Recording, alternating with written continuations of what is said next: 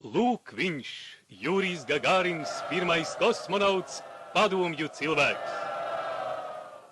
Cilvēks, ko pieminējis gadsimti. Šī Rīgas iela, kas atzarojas no pašas Ļeņina maģistrāles, tagad sauksies Varoņa vārdā. Jaunā skvēra Liepas viesmīlīgi sagaidīs VF kultūras pils apmeklētājus. Drīz šie zēni un meitenes pāries jaunajā skolas ēkā.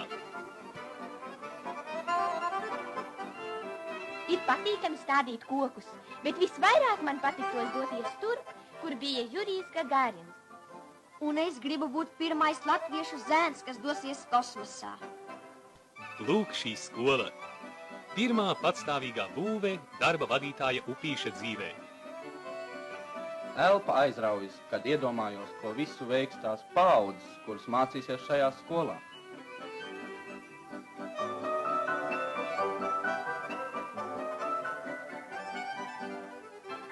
Ko jūs teiksiet, biedre Zālīte? Mēs darīsim visu, lai Jurijam Gagarinam nebūtu kauns par savu ielu.